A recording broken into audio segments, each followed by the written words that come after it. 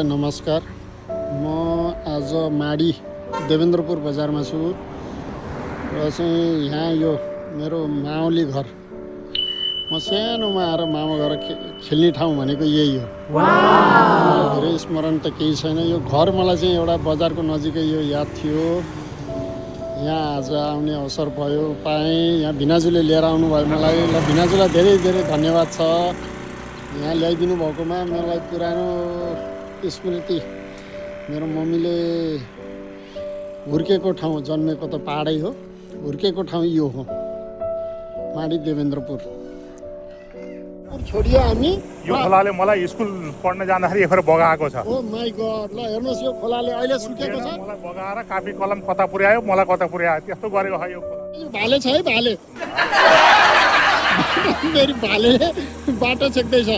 यही हो खरकट्टा स्कुल भन्ने, खरकट्टा जनजीवन माध्यमिक विद्यालय पढेको। ल म तपाईँहरूलाई अब लिएर जाँदैछु अयोध्यापुरी श्री राम मन्दिर। ल हामी अयोध्यापुरको राम मन्दिरमा प्रवेश गर्दैछौँ। जय श्री राम। जय श्री राम।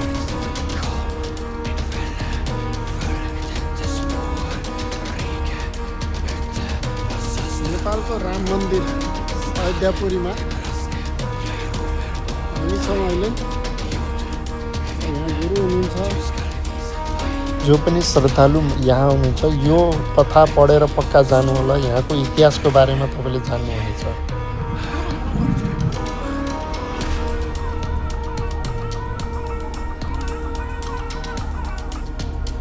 हाम्रो झन्डा, हाम्रो गौरव, हाम्रो शान। जय नेपाल। अयोध्या राम मन्दिरको दर्शन गरियो के है?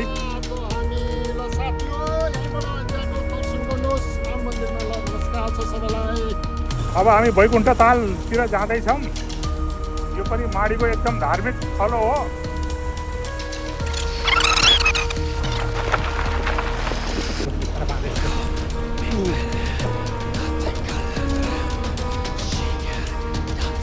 चटपटको साथमा हामी यहाँ कुस्ती रहेछ भने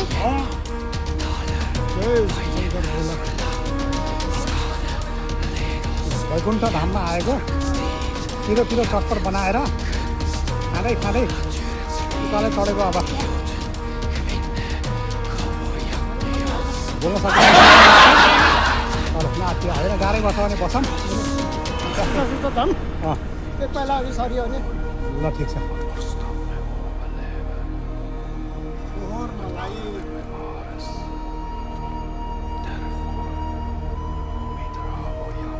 ए फोहोर त 18 डस्टबिन हाल्यो। ल बधाई, राम्रो काम।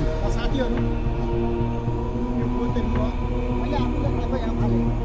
यस्तै जो पनि यहाँ श्रद्धालुहरू आउनुहुन्छ वैकुण्ठ तालमा दर्शन गर्न, या केही पनि मन्दिर मठ मन्दिरमा जानुहुन्छ, यसरी फोहोर नगर्नु।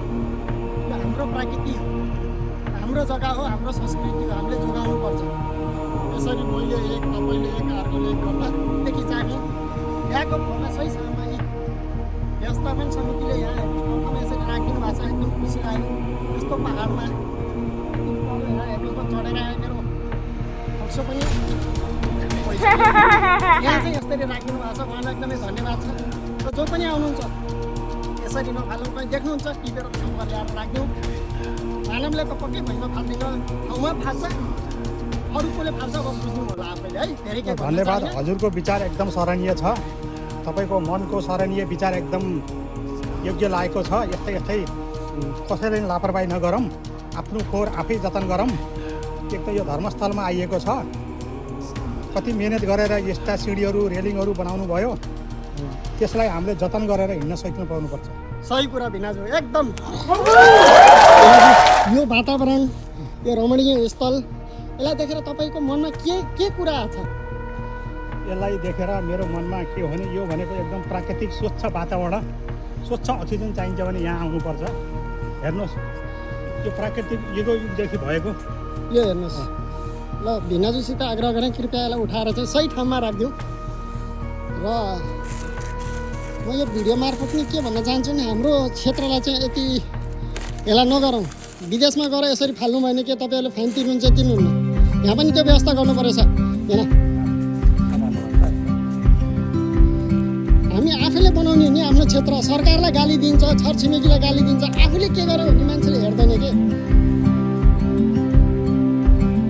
हामीले हाम्रो ठाउँलाई बनाउने हो म नेपाली हो नेपाललाई बनाउँछु जय नेपाल हो ए ल यसको संरक्षण गर्न पर्यो यति राम्रो ठाउँमा हामी जाँदैछौँ बिचमा चाहिँ हाम्रो पुर्खाहरूले बनाएको कुटीको यस्तो छ हजुर यहाँ कुनै पनि मन्दिर बनेको थिएन त्यति बेला यहाँ आएर कुटी बनाएर केही रात बिताएर कोही यहाँ आउन चाहनुहुन्छ भनेर उहाँले यो धर्मस्थलमा यो कुटी बनाइदिनुभएको अहिले यस्तो जीर्ण अवस्थामा देखिन्छ हजुरको हजुरबाले जगन्नाथ ढकाल जगन्नाथ ढकाल अहिले बितेर जानुभयो हजुर उहाँले यहाँ यो नबन्दै आएर आफ्नो परिश्रमले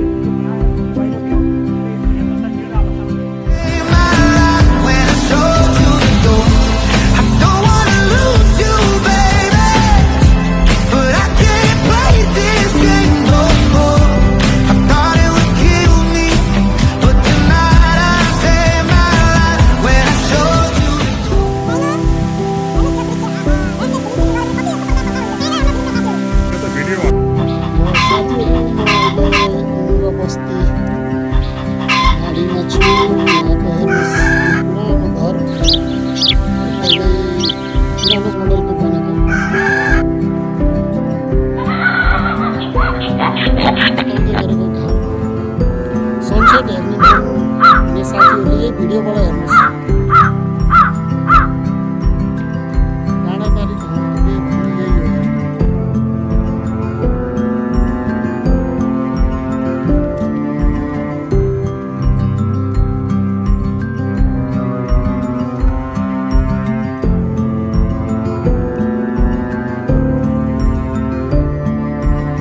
यही हो नि बुलबुले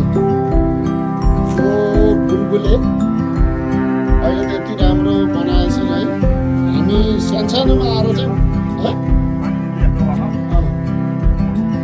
यो त मुलको पानी मेन यो हो हामी यहाँ आएर पिकनिक खान्थ्यौँ यतातिर कतै बसेर पानी यसैलाई गरिन्छ पहाडीभरिमा सबभन्दा मिठो पानी त्यही बुलबुल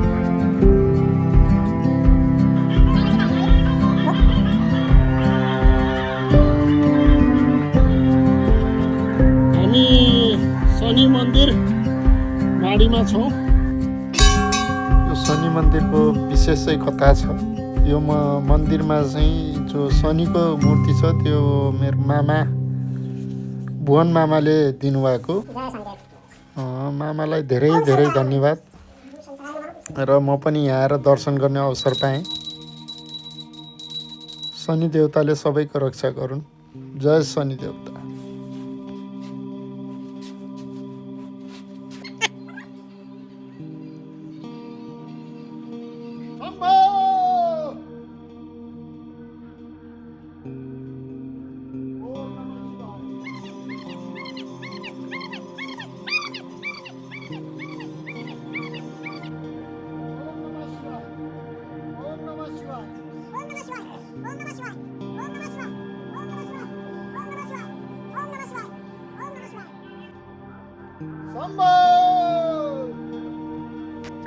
धेरै लामो समयपछि लगभग 17 वर्षपछि म माडीमा फेरि आएँ र अब चाहिँ छिटै माडीमा आउनेछु भन्दै म आजको भिडियोलाई यहीँ समाप्त गर्दछु र केही माडीमा खिचेका तस्बिर यादगार पलहरू मेरो भिनाजु ठुलो बुवासँगका केही तस्बिरहरू छन् सबैले हेरिदिनु होला नमस्कार।